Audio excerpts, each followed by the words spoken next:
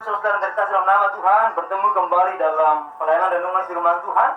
Mari kita tundukkan hati dan pikiran kita berdoa. Bapa di surga, kami bersyukur kepadamu buat kesempatan ini.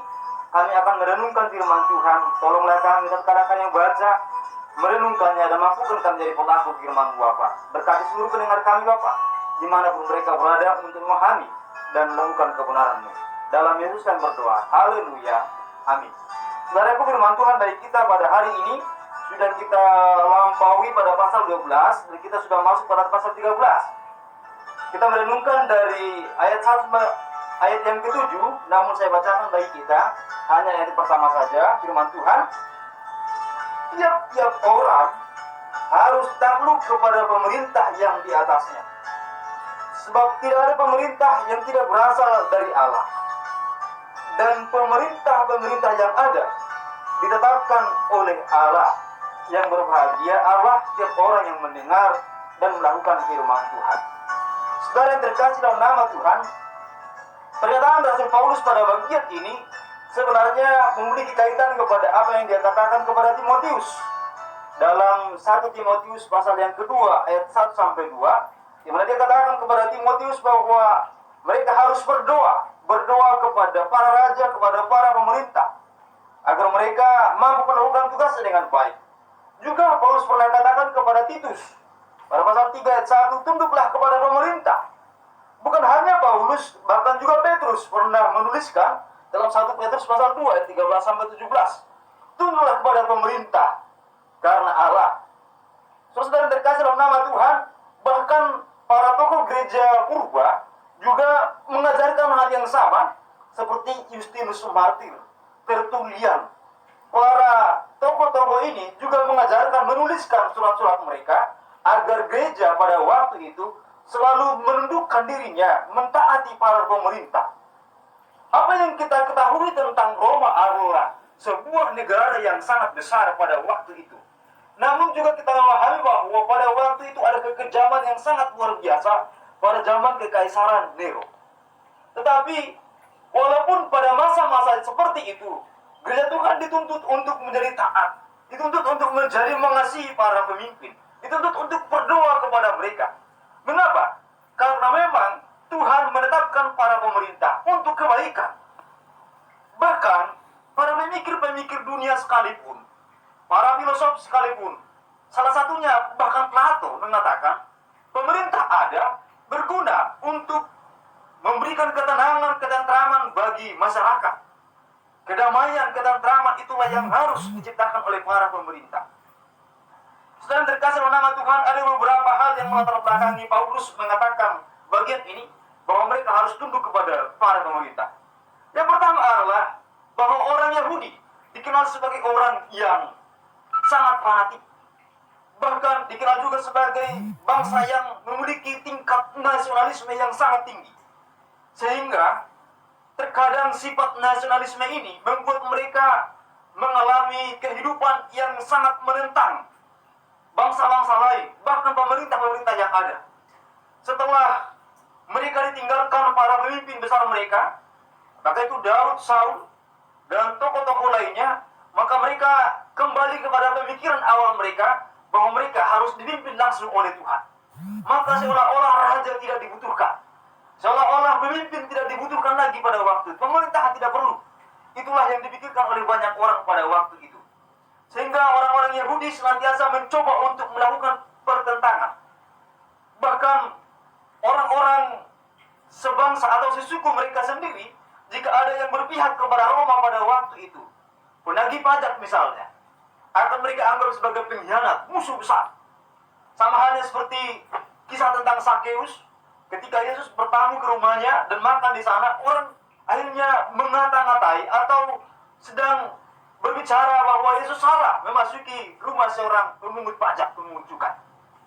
Mengapa? Karena mereka berpikir bahwa setiap orang yang bekerja bagi penjajah adalah musuh dan pantas untuk dibiarkan saja dan tidak boleh dianggap lagi sebagai warga Yahudi.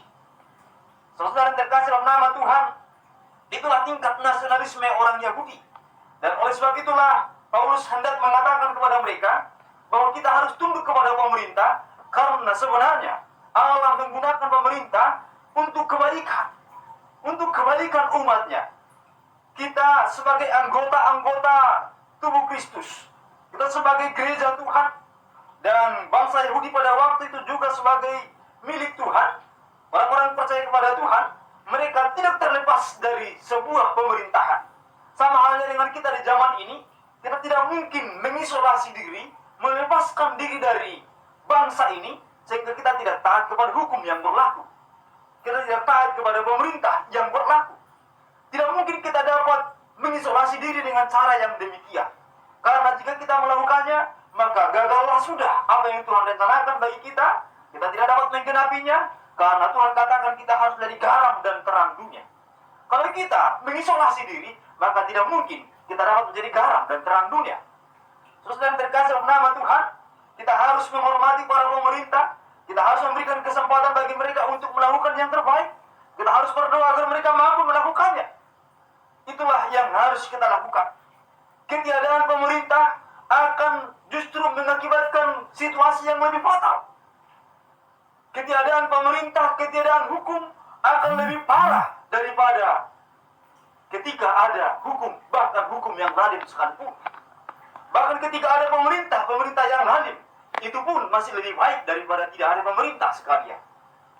Saudara terkasih dalam nama Tuhan, ketika pemerintah tidak ada, ketika hukum tidak berlaku, maka apa yang terjadi? Hukum rimba yang akan terjadi.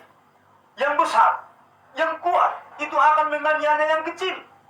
Maka yang ada adalah pembantaian, pertikaian. Setiap hari itu yang terjadi. Siapa yang kuat, itulah yang menjadi raja, itulah yang menguasai. Dan siapa yang lemah, itulah yang akan tertindas setiap hari. Manusia akan menjadi musuh sesama manusia, saling mencelakakan, saling membunuh.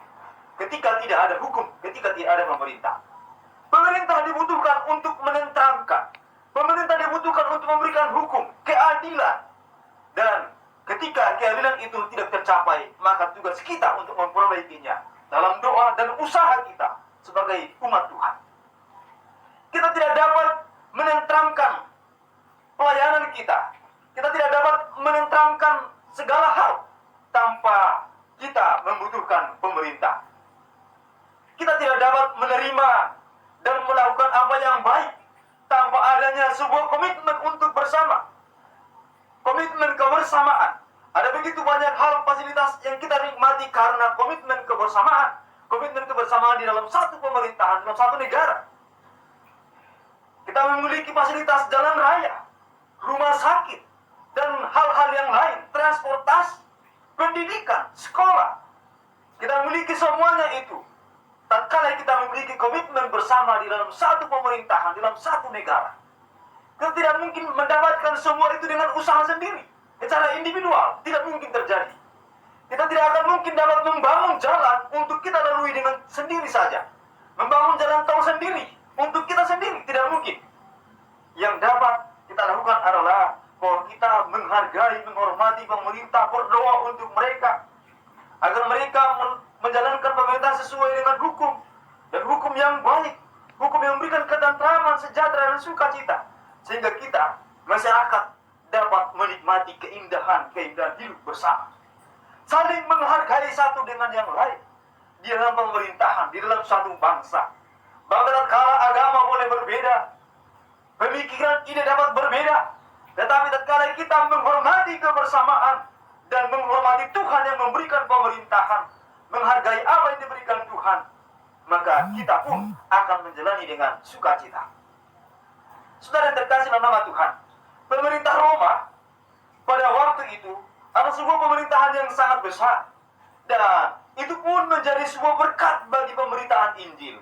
Menjadi sebuah berkat untuk pemberitaan Injil karena sebuah bangsa yang besar itu. Injil dapat diberitakan, Injil dapat disampaikan di sana. Paulus dapat berkhotbah di sana, gereja Tuhan dapat berdiri di sana. Bahkan walaupun Roma pada waktu itu pada awalnya adalah negara yang tidak takut kepada Tuhan. Saudara yang terkasih dalam nama Tuhan, jika Tuhan dapat mengubah Roma pada waktu itu, mengapa Tuhan tidak dapat mengubah bangsa kita? Tuhan dapat berkarya di Roma, Tuhan juga dapat berkarya di Indonesia. Maka jika Romawi menjadi pusat pada waktu itu, dan Romawi menjadi salah satu daerah bangsa untuk tempat pemberitaan Injil, kita pun dapat membuat Indonesia ini untuk menjadi ladang Injil. Saudara-saudara terkasih dalam nama Tuhan, itulah yang kita harus renungkan bersama-sama. Ada hukum, ada pemerintahan, syukuri itu dan lakukan yang terbaik bagi bangsa kita. Berdoa bagi bangsa kita, memberitakan Injil dalam bangsa kita, menjangkau jiwa di bangsa kita. Jadilah kita menjadi anak Tuhan yang menjadi garam dan terang di Indonesia ini.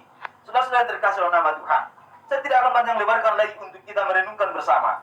Yang harus kita renungkan pada saat ini adalah bahwa Tuhan baik, Tuhan sanggup menolong umatnya dimanapun umatnya berada, dalam pemerintahan apapun umatnya sedang hidup.